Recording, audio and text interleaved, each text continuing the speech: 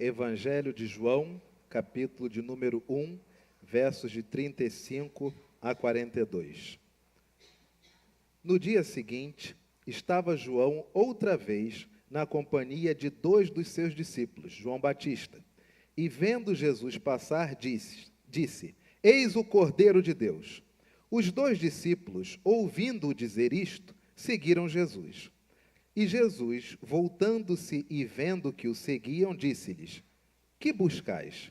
Disseram-lhe: Rabi, onde assistes? Onde pousas? Onde o Senhor fica? Onde o Senhor dá expediente? Respondeu-lhes: Vinde e vede. Foram, pois, e viram onde Jesus estava morando, e ficaram com ele aquele dia, sendo mais ou menos a hora 10ª, 4 horas da tarde. Era André, o irmão de Simão Pedro, um dos 2 que tinham ouvido o testemunho de João e seguido Jesus. Ele achou primeiro seu próprio irmão Simão, a quem disse: Achamos o Messias, e o levou a Jesus. Olhando Jesus para ele, disse: Tu és Simão, o filho de João. Tu serás chamado Cefas, que quer dizer Pedro. Ser pai de criança, quem aqui hoje tem filhos menores de 5 anos de idade, levante sua mão. Aí. Quem hoje tem netos menores de 5 anos de idade, levante a mão. Aí, ó. Você vê que quando você pergunta acerca dos pais, os pais levantam a mão com certo sacrifício. Que já são quase 11 horas e eles estão acordados desde as 6. Os avós, as avós já levantam a mão com uma alegria. Hoje, daqui a pouco, ele vai lá para casa. Aí, daqui a pouco, eu despacho ele para a casa dele de novo. Ser pai de uma criancinha é uma coisa muito curiosa. E uma das coisas que me chama muita atenção em criancinha pequena é a necessidade que elas têm de companhia. Ela pode estar vendo um desenho, vendo um filme, mas o que ela quer? Senta aqui comigo. E aí, se você senta, recebe um zap: Pai, o senhor não está vendo. E você já viu aquilo 1 bilhão de vezes, mas ela tem que anotar na carteirinha dela: 1 bilhão e 1, hoje. Uma das coisas interessantes dessa necessidade de companhia é a frase. A frase sempre é a seguinte: Pai, aconteceu uma coisinha, vem aqui comigo. Papai, vem ver. Vem ver. E aí você ouve esse primeiro vem ver no dia claro, aí você chega lá, não é nada. Aí você volta, vem ver. Aí você levanta de novo, não é nada. Aí vem o terceiro, vem ver. Aí você levanta de novo, não é nada. Quando chega lá pelo 19º, você já está assim: não, não é nada não, pode ficar tranquilo. Aquilo vai sair da TV daqui a pouco, pode ficar tranquilo. Não, esse bichinho vai passar, pode ficar tranquilo. Não, a casa está pegando fogo não, vai só na cozinha, pode ficar tranquilo. Mas essa expressão, vem ver, vem ver, vem ver, isso sempre ficou na minha cabeça porque eu achava que tinha similaridade com alguma coisa. A palavra do Senhor diz que no dia seguinte estava João outra vez na companhia de 2 dos seus discípulos. E vendo Jesus passar, João novamente cumpre o seu ministério como o único sumo sacerdote de direito, porque era da tribo de Arão por parte de pai, por parte de mãe. E o sumo sacerdote era aquele que separava o cordeiro para o sacrifício de expiação dos pecados da comunidade. Só que o templo está tão corrompido, nada a ver com a nossa política atual, por incrível que pareça, a corrupção nessa época era zilhares de vezes maior, porque aquele local estava tão corrompido que o sumo sacerdote, que deveria ser um, eram pelo menos 3. Consegue imaginar uma igreja católica com 3 papas? Consegue imaginar uma igreja presbiteriana do Brasil tendo 3 presidentes de Supremo Concílio? Consegue imaginar uma convenção batista do Brasil tendo 3 presidentes batistas? É isso. Consegue imaginar um salão do reino das testemunhas de Jeová sendo diversas denominações distintas, Testemunhas de Jeová Avivado, Testemunhas de Jeová Pentecostal, Testemunhas de Jeová Conservador, é isso. Tudo isso eclodia naquele templo. E a corrupção era tamanha que João Batista, quando olha aquele ambiente, diz: estou fora. E ele percebe que Deus não está ali. Ele percebe que Deus está no deserto. E quando perguntam quem ele é, João diz que é o quê?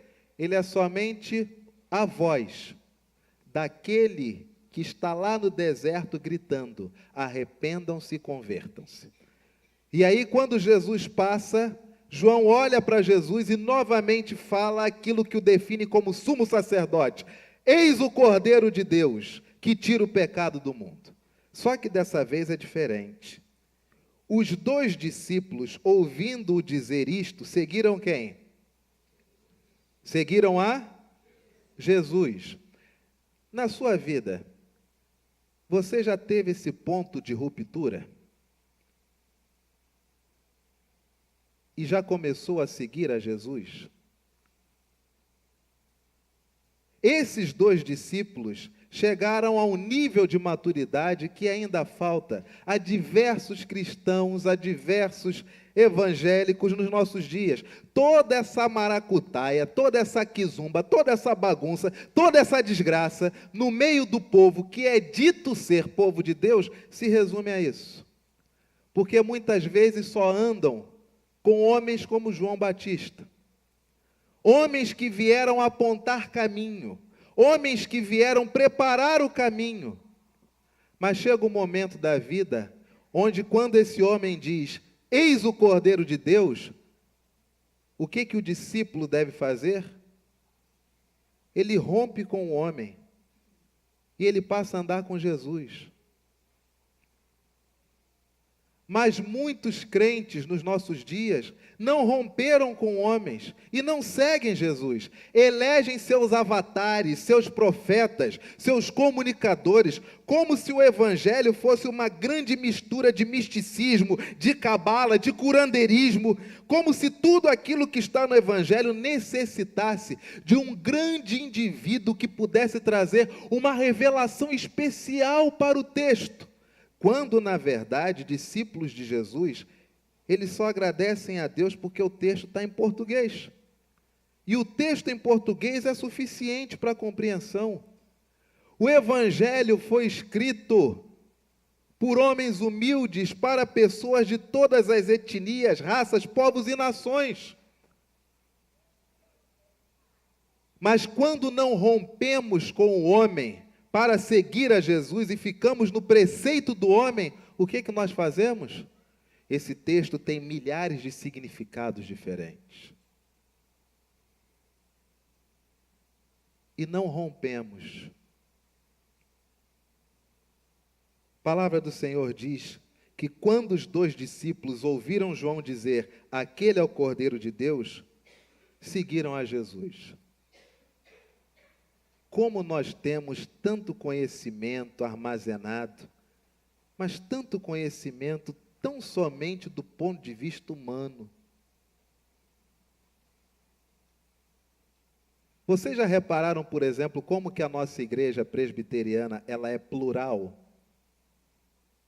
Você tem pessoas que vêm, que saem do Rio e vão para outros estados, conhecem igrejas presbiterianas e voltam estupefatos dizendo o quê?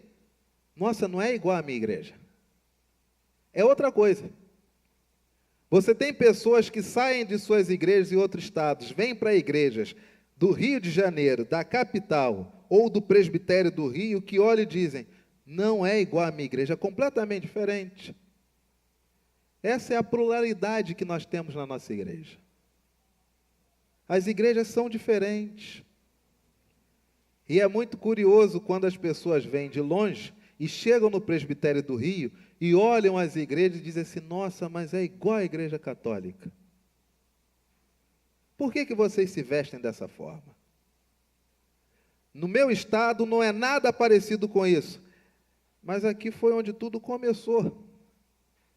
E aqui é onde se mantém tudo ao máximo como era originalmente. Mas tudo é plural. As roupas são diferentes, as pessoas são diferentes, a mesa da comunhão é diferente, pia batismal é diferente, tudo é diferente. Mas o que une as pessoas deve ser a centralidade da vida de Jesus. Mas quantas igrejas são diferentes? Por quê? Porque as pessoas se baseiam somente nos pensamentos humanos. E aí é onde tudo começa a ruir. Quando nós passamos a emitir opinião, quando na verdade nós dizemos que a Bíblia é a nossa única regra de fé e prática, quando as opiniões se tornam maiores do que o assim diz o Senhor, meus queridos, o que nós temos é uma total cisão e ruptura. Em outras palavras, primeira reflexão nossa nessa manhã é muito simples.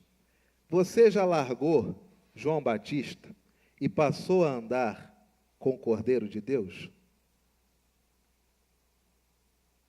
Aquilo que você conhece de Jesus é de sermão? Ou são as suas percepções no seu próprio contato com o Nazareno? Aquilo que você conhece de Jesus é fruto de escola bíblica dominical há 50 anos? Ou é fruto da sua própria percepção, do seu próprio contato com o Cordeiro de Deus? Entenda, todas essas coisas são válidas, e somente são válidas porque apontam o Cordeiro de Deus. Mas o que infelizmente nós fazemos? Nós endeusamos os homens. É isso que nós fazemos. Você tem grandes pessoas do ponto de vista de que são pessoas maravilhosas, que têm um conhecimento cultural, um coração maravilhoso, mas dependendo do pastor que chega, do pastor que morre, do presbítero que sai, do presbítero que seja, da junta diaconal que fica, que sai, da obra que é feita na igreja, da mudança que é feita no boletim, de qualquer coisa em qualquer igreja. Qual o pensamento? Meu mundo acabou.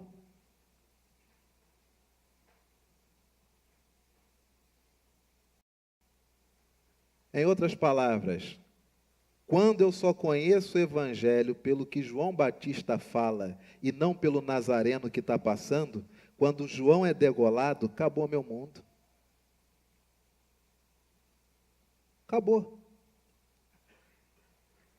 Você conhece o Evangelho porque segue o Cordeiro de Deus ou porque você ouve João Batista? Esses discípulos de João, eles criam uma ruptura, porque quando eles entendem que aquele é o Cordeiro de Deus, e o Cordeiro de Deus no dia seguinte está passeando entre eles, o que eles fazem?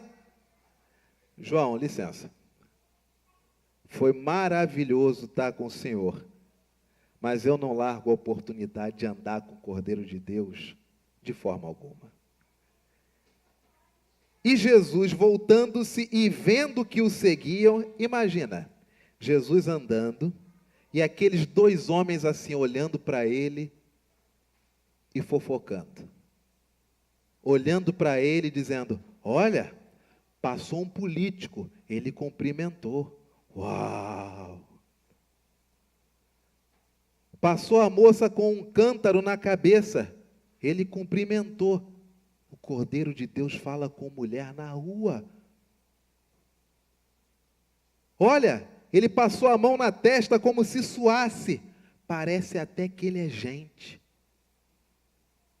E Jesus vai andando e esses homens vão atrás, fazendo as suas anotações pessoais. Se fosse nos nossos dias, como é que seria?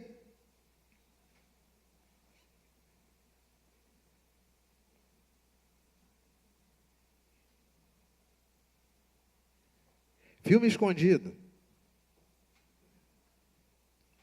Não dá, agora faz um ao vivo. Por quê? É o Cordeiro de Deus que está passeando. E aqueles homens estão seguindo Jesus, e Jesus, palavra do Senhor diz, voltando-se e vendo que o seguiam, disse-lhes, e aí vem a pergunta que é mortal. O que vocês querem? A pergunta que define quem nós somos. O que você quer. Exemplo, você veio aqui nesta manhã, Rua Alzira Brandão 135. Você chegou aqui para participar deste culto. Você se arrumou muito bem, você penteou o cabelo, colocou adereço, se perfumou, colocou sua roupa limpinha, chegou aqui, ar-condicionado, clima de montanha, e eu lhe faço a pergunta nessa manhã: o que que você quer? Que vindes fazer?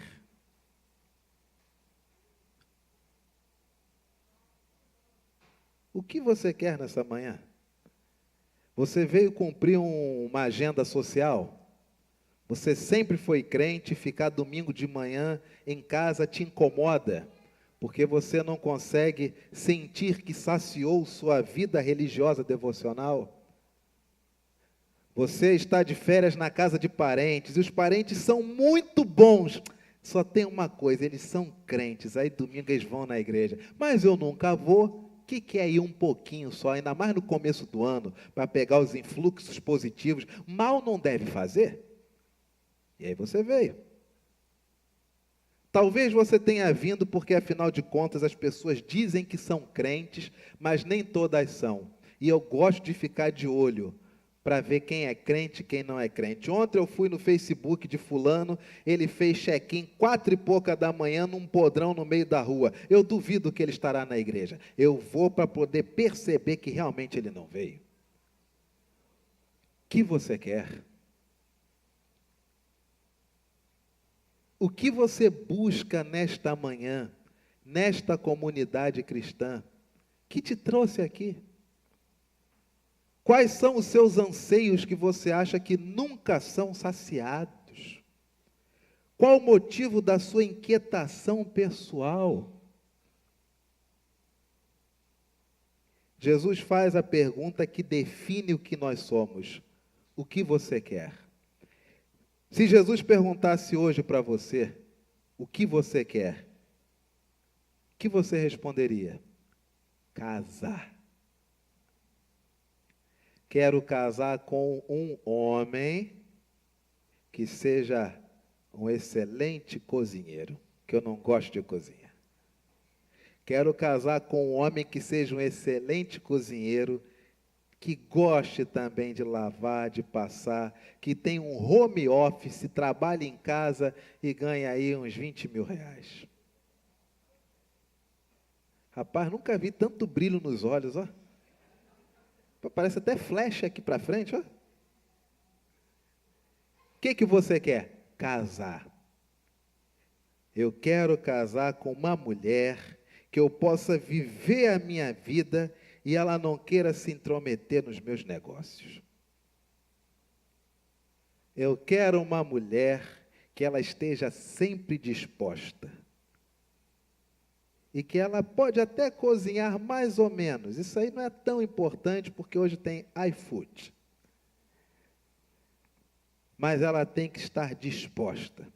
E ela tem que cumprir o meu cronograma de vida. Quando eu tiver 40 ou 50, aí que eu vou querer ser pai. E se você disser para o indivíduo, mas elas têm um relógio biológico. Aí sabe o que eles dizem? Mas aí mulher tem várias no mundo, né? O que você quer? Deus pergunta para você nessa manhã, você leu a Escritura, que buscais?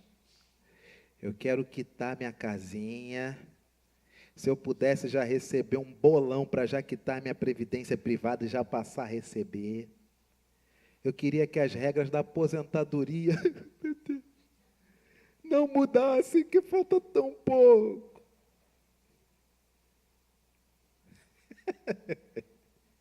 Que buscais? O que é que você quer?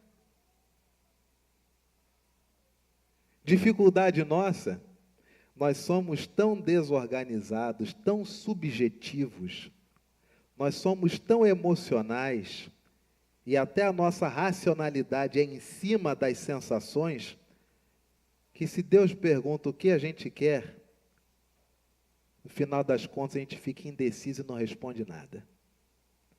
E é isso que muitas vezes fazemos todos os domingos ao longo da nossa vida cristã. Todo domingo a gente vem e Deus pergunta: que buscais? E nós juntamos tanta coisa, tanta coisa, tanta coisa, que no frigir dos ovos, qual que é a nossa resposta? Que vier tá bom.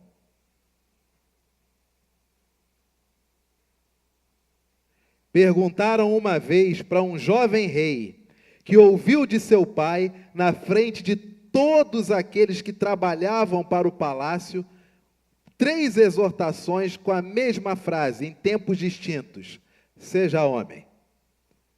Mostra os projetos do novo templo: seja homem. Descreve cada um dos funcionários: seja homem. E aí Deus aparece para esse homem e pergunta: o que você quer? Qual é a resposta desse jovem rei? Eu quero sabedoria.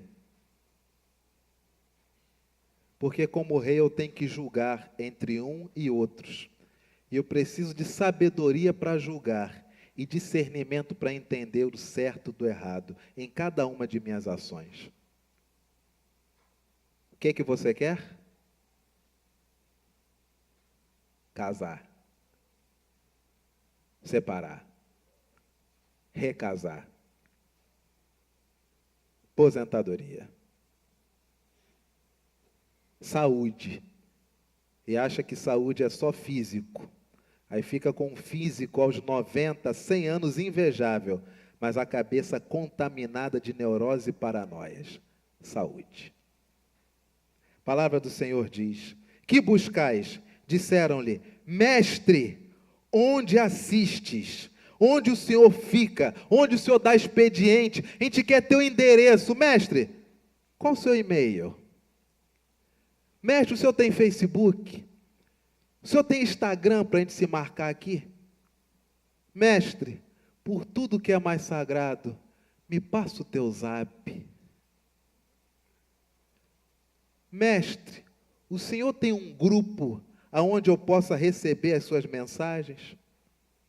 Que eu só recebo a de um pastor chato lá da Tijuca, que se veste de padre.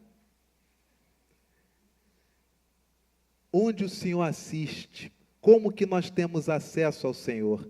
E a resposta de Jesus, dada a eles, é a resposta de Jesus dada a nós hoje, em sociedades completamente diferentes e separadas pelo tempo, mas com o mesmo problema e a mesma necessidade. Mestre, onde assistes? Qual o seu endereço? Como eu tenho contato com o Senhor? Respondeu-lhes, verso 39, qual é a resposta de Jesus? Vem cá ver. Vem cá ver. A resposta de Jesus é a resposta, que é a mesma frase que as crianças sempre nos dizem. Vem cá ver. E é tão essencial, especialmente nos nossos dias. Os discípulos de João perguntam qual é o endereço. Nós hoje perguntaríamos qual é o zap, qual é o e-mail. E o que Jesus diz? Acabe com a subjetividade. Conheça na integralidade. Minha gente, como nós estamos? Uma subjetividade que tem drenado a realidade das nossas vidas. As pessoas vivem para a tela de cristal líquido. As pessoas vivem para poder demonstrar aos outros aquilo que fingem ser. E sabe o que Jesus diz? Venha e veja. Porque se eu te der meu endereço, não adianta de nada. Se eu te der meu zap, não adianta de nada.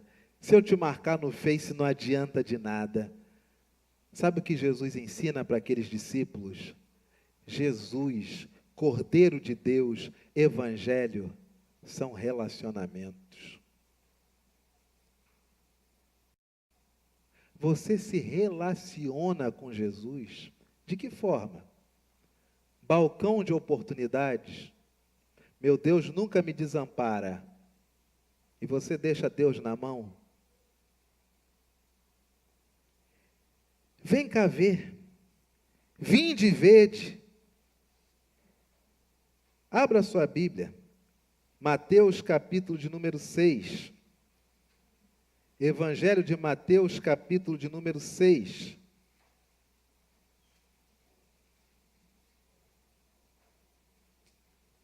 Mateus 5, 6 e 7, a chave de compreensão do Evangelho de Jesus. Se você lê Mateus 5, 6 e 7, e se você aprende Mateus 5, 6 e 7, se você introjeta Mateus 5, 6 e 7, se você anda com Jesus observando Mateus 5, 6 e 7, você aprendeu tudo o que você tinha que aprender de Evangelho.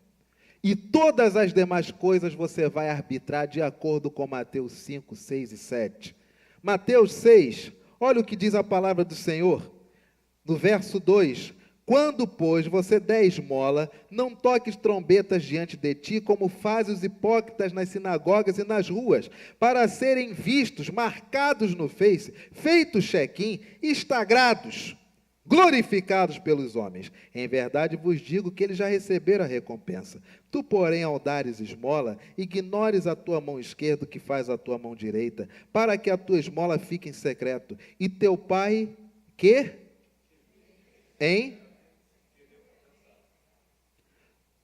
Ué, mas Deus não é onisciente? Ele é onisciente? Só o fato de eu querer ajudar já não seria suficiente? Deus já não vê que eu sou uma pessoa boa?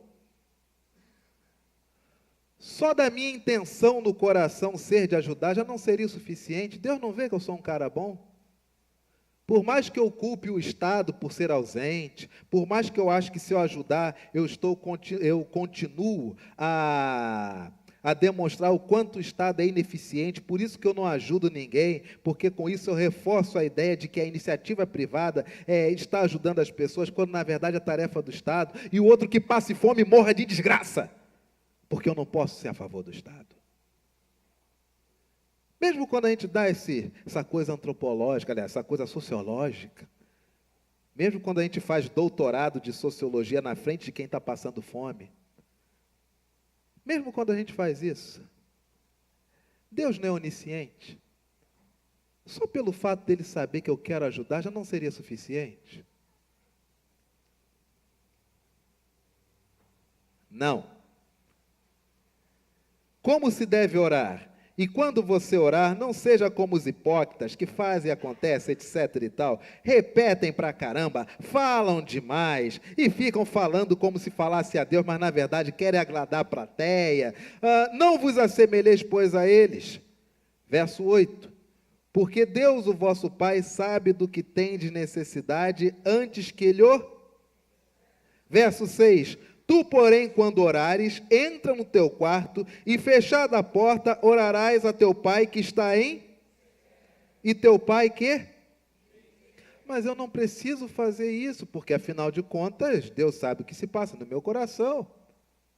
Por que eu tenho que fazer esse ritual, entrar no quarto, fechar a porta, falar em secreto? O pai está em secreto, por quê? Como jejuar? Quando você jejuar, não seja como esses religiosos metidos a crente, que se dizem evangélicos, que se dizem diferentes, separados, que julgam os políticos, julgam os juízes, mas na verdade são tudo farinha do mesmo saco. Quando você jejuar, não vos mostrais tristes como os hipócritas, porque desfiguram o rosto com o fim de parecer aos homens que estão jejuando. Em verdade, eu digo você, que quem age assim já recebeu a recompensa. O fruto é a própria vida desgraçada que vive, achando que engana a Deus. Tu, porém, quando jejuar, lava a tua cabeça, lava o teu rosto, para parecer sempre sadio aos homens, para não parecer que você é espiritual. É Deus que tem que saber disso, é teu pai em secreto. E teu pai, verso 18, lá no finalzinho, que vê em te... Mas eu não precisaria nem jejuar, porque só pelo fato de eu querer ter mais comunhão com Deus, isso já não me faz de mim uma pessoa diferente? Não. Por quê? Porque tudo isso é subjetividade, é o que eu acho que eu sou, é o que eu acho que eu penso, é o que eu acho que eu sinto. Eu somente sou aquilo que eu faço, porque se eu não fizer, eu não sou. Você se acha uma pessoa hospitaleira? Quantas pessoas vão na tua casa? Não, não é entregador de comida, entregador de água, entregador de roupa. Não. Quantas pessoas vão na sua casa? Quantas pessoas você diz, ó, fica à vontade, pode se hospedar? Você se acha hospitaleiro? Até o indivíduo chegar, sentou de uma forma, puxou uma poltrona um pouco mais para lá, que você diz, ah, não vai dar certo. Eu gosto das minhas coisas muito certinhas. Você se acha hospitaleiro? Você se acha visitador, por exemplo? Não, eu gosto de visitar. Quantas pessoas você visita? Acha uma pessoa que ora. Quantas vezes você ora? Não, meu contato com Deus é sempre. Ninguém perguntou de contato com Deus.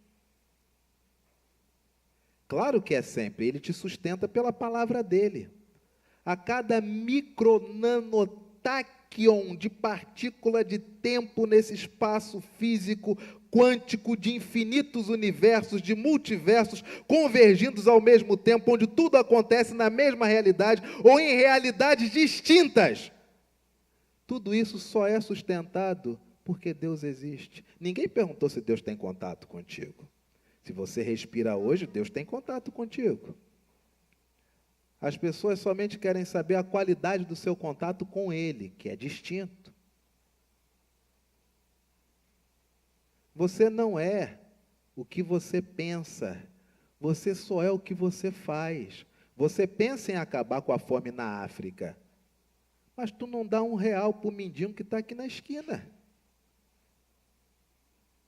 Você pensa em ser um melhor cristão, mas aquilo que você ouve, você não põe em prática. Você pensa em amar mais as pessoas, mas o Jornal Nacional para você, se é que você ainda assiste o Jornal Nacional, é só xingamento e palavrão às pessoas. Você pensa que ama mais ao próximo, mas quando você vê os noticiários, se você pudesse, você queria se trancar numa sala com aquela pessoa. Uma coisa é o que você pensa. Outra coisa é o que você faz.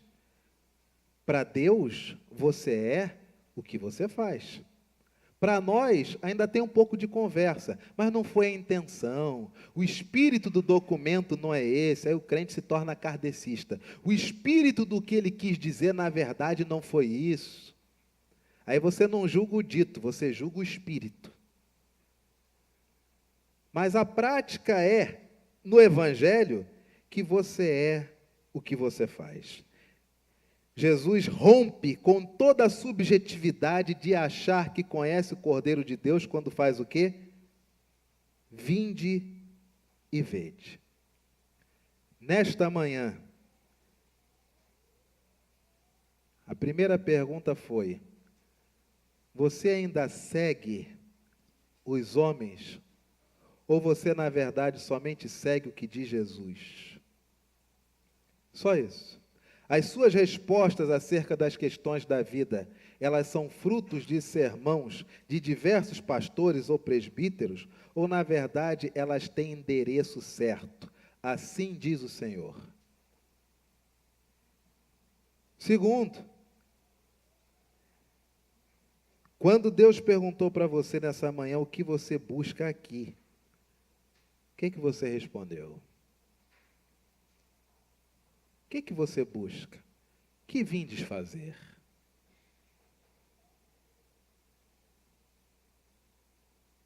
Quando Deus perguntou isso para você, e você perguntou para Deus o zap dele, para se manter sempre conectado, quando você pediu para Deus te adicionar como amigo, para vocês poderem se curtir no Face, quando você pediu a Deus para você ser marcado no Instagram dele, sabe o que Deus te disse?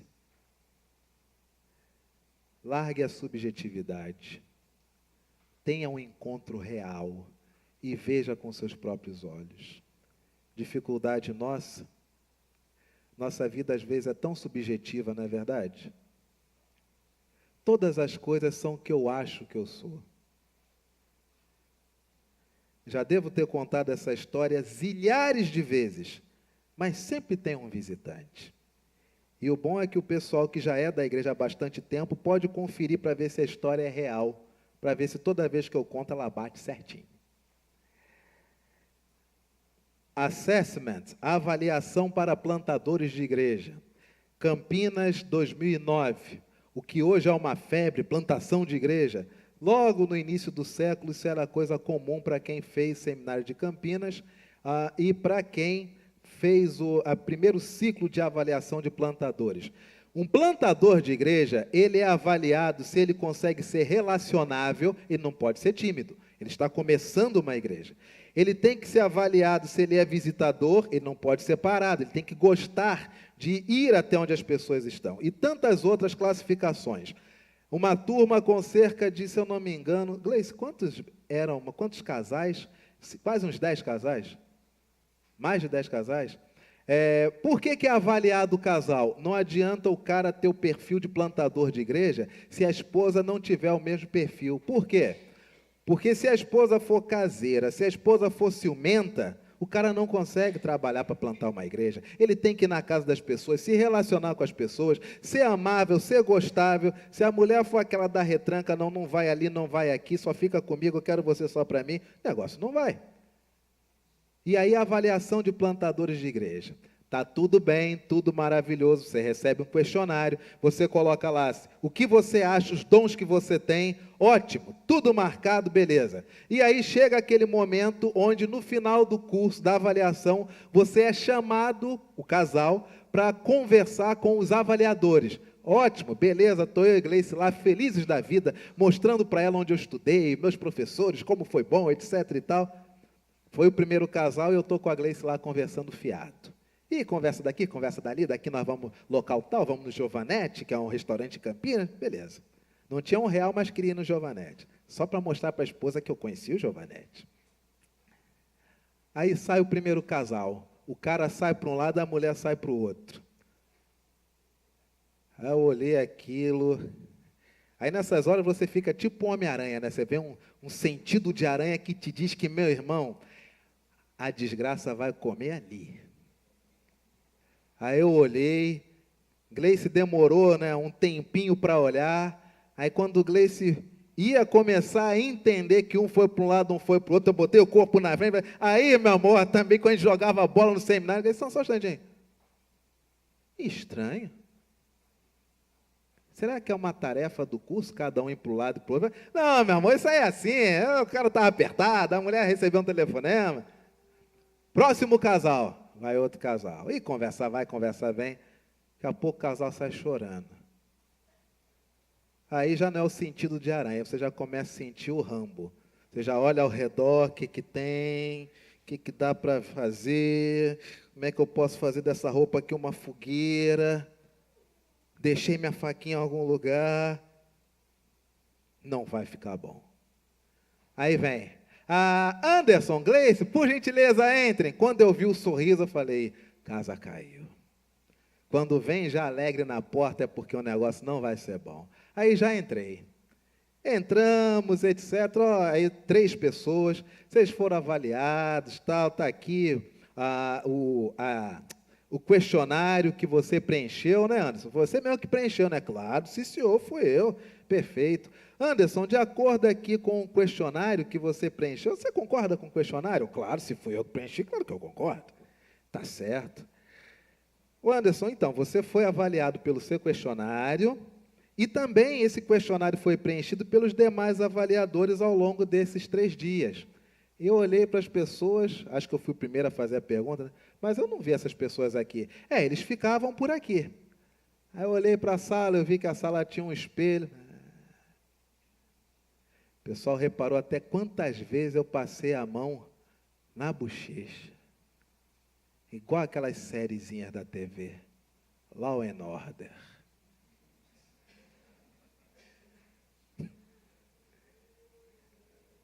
Já era. Linguagem corporal. Vixe! Aí eu já, pois não, e como é que ficamos? Olha, nós queremos lhe dar os parabéns. Você tem o perfil de plantador e de revitalizador de igreja. Falei, ufa, graças a Deus, que eu pensei que se eu não tivesse, depois ia ter que ressarcir a igreja que pagou o curso, as passagens. Graças a Deus não foi em vão. Aí vem o pensamento, mas não perguntei pela esposa. E minha esposa? Olha, parabéns ao casal. O perfil dela é excelente para plantar e revitalizar igrejas. Falei, nossa, nós somos um casal top. Aí eu reparei que eles falaram com tanta ênfase acerca dela, da minha esposa, que eu fiquei pensando assim, será que a nota dela foi maior que a minha? Será que vão oferecer para ela um campo para ela plantar e revitalizar uma igreja? E aí, de repente, eles dizem, então, Anderson, nós só queríamos dar assim um conselho. Pois não. Um conselho entre o que você acha que é e o que você é de fato. Meu amigo, já começou com 2 pés no peito. Não, não entendi. O que eu acho que eu sou de fato? É. E quem diz o que eu sou de fato? Vocês? Não, você mesmo disse. Porque o seu questionário foi esse aqui, né? Olha de novo o seu questionário. Olha os dons que você diz que tem. Estou vendo. Você reparou que você preencheu de 9, você preencheu 7?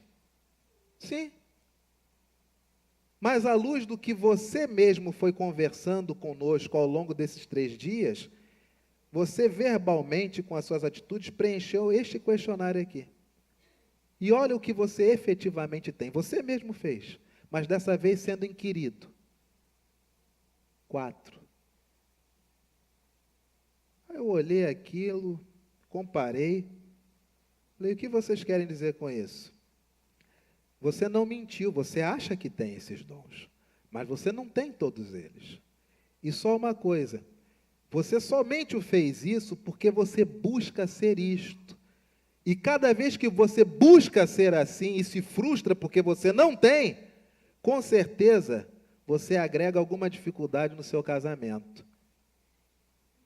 E aí, nessa hora, eu estava segurando a mão da Gleice e eu comecei a pensar, isso é absurdo, as pessoas vão me julgar, nem me conhecem, nem sabem como a gente vive. E quando eu ia esboçar, falar alguma coisa, senti a minha mão tilintar diferente, quando eu olho é uma lágrima. Quando eu olhei para a mulher está me olhando com uma cara, meu amigo. A mulher com aquela cara assim, ó. Só que, aí, quando eu vi minha esposa assim, eu baixei a guarda, guardei papel. Pois não, quero ouvir tudo de novo. O que essa avaliação diz e o que efetivamente eu sou. E aí sim começou. Anderson, você acha que consegue fazer isso? Você acha que consegue fazer aquilo? Talvez você hoje tenha que fazer porque você é sozinho no seu trabalho de plantar uma igreja, mas vai chegar um tempo que você terá que ter pessoas e você não é. Mas cada vez que você tenta e se frustra, você acarreta alguma dificuldade no casamento. Porque você tenta fazer coisas que você não pode, porque você não sabe. E essa mulher deve sofrer, porque ao tentar fazer, você é ausente. E a sua prioridade agora é focar naquilo que você sabe e focar na mulher que Deus lhe deu. Uma coisa era o que eu achava, outra coisa é o que eu era.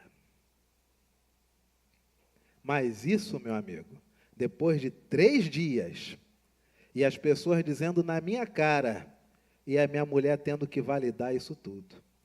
Dificuldade nossa, com toda sinceridade, nessa manhã, você tem um grupo de prestação de contas a qual você se submeta a ser avaliado? Tinha sua mãe que morreu, né? Tinha seu avô que morreu. E desde então, quem você tem? Parceiro de botequim não é grupo. Desculpa. É degustador de cerveja artesanal em ambiente chique. Não é grupo. Não é grupo.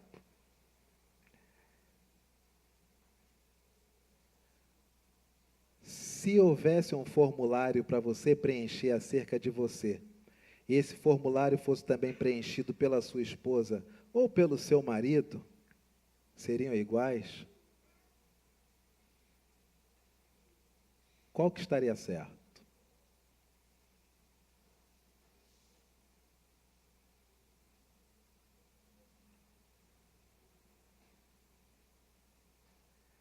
Evangelho não trabalha com subjetividade. Evangelho trabalha com objetividade. Evangelho não trabalha com sensações emocionais. Eu desejo perdoar, eu gostaria de perdoar. Evangelho trabalha com tomadas de decisão. Perdoe. E toda vez que vier a sensação de querer o mal ao próximo, diga para você mesmo que você perdoou e que Deus manda perdoar e faça a sua vida em cima do perdão. Ame. Eu queria amar, mas eu não consigo.